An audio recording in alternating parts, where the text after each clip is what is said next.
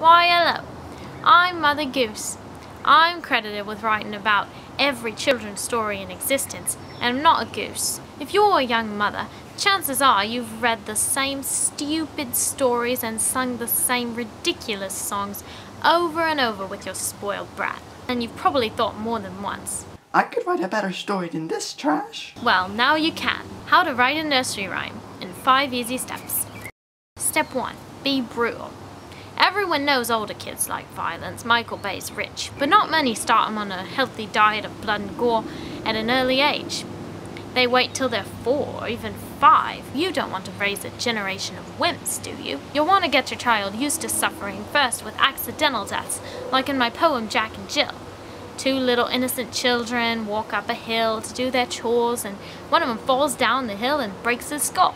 Just feed them the violence very carefully so it doesn't overwhelm them. Violence involving animals is also a great option, and a good way to see if your child needs some toughening up. If he's disturbed by this story, all around the mulberry bush the monkey chased the weasel. The monkey thought 'twas all in fun. Pop goes the weasel. Then he's probably going to be an animal lover, and you'd better beat it out of him with a stick before he becomes a vegetarian or something. And if your child craves something more engaging, try a murder mystery. Who killed Cock Robin? I, said the sparrow, with my bow and arrow. Who saw him die? I, said the fly. Who caught his blood? Who'll dig his grave? Who'll carry the coffin? And you can just keep it going as long as you like. Your little bloodthirsty chap will be entranced. Step 2. Insert hidden political and social commentary. They may be too young to reason with, but they're never too young to indoctrinate. For instance, Mary Mary Quite Contrary is about Mary Tudor and how I hated her guts, so made fun of her for not having any kids. Gotta teach a little brute how to handle conflict. Step 3. Add some totally nonsensical words and phrases. There are millions of these and every one of them beloved. A diddle diddle, a tisket a tasket, here we go loop-de-loo. They're all the stupidest things in the world, but they made me a living. And I know it's during their early stages of linguistic development. I've heard that song and dance from psychologists numerous times, but I don't listen to them. If your child can't distinguish between real words and gibberish, better consider trading him in for another model. Besides, they love babbling, they're kids. Step 4. Confuse him about the real world and what goes on in it. There really isn't any reason to do this other than that it's hilarious when they grow up and they realize that's not how the world actually works. It's very fun, so I'll give you a couple of examples. Peas porridge hot, peas porridge cold, peas porridge in the pot 9 days old. Some like it hot, some like it cold, some like it in the pot 9 days old.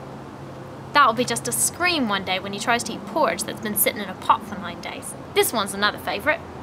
To market, to buy a fat pig. Home again, jiggity jig. To market, to buy a fat hog. Home again, jiggity jog. The poor fellow in this story takes a separate trip to the grocery for every item on his list. You might want to be around when your kid tries that one. Some of you probably think this kind of thing will impair his problem-solving skills later in life, but he'll get it eventually, provided he's not stupid. Step 5. Include concepts he'll need to know in later life. This will make up for the pranks you played in Step 4. One really educational song is The Grand Old Duke of York. Listen to this bit. When you're up, and when you're down, and when you're only halfway up, you're neither up nor down. It's just like Sesame Street. He's learned gobs in 15 seconds. By the way, if you want a really educational song for your children, check out Rebecca Black's Friday, perfect substitute for Barney. When you've completed all 5 steps, you should have a ready-made nursery rhyme that'll keep your little nuisance from screaming at least for a little while. And to prove it, I've combined them all into one poem. Swooshy gamooshy, a ticky ticky tooshy, I killed a girl named Little Lucy because she voted for Obama. I squished her head and I cut off her nose, and I washed off the blood with the garden hose.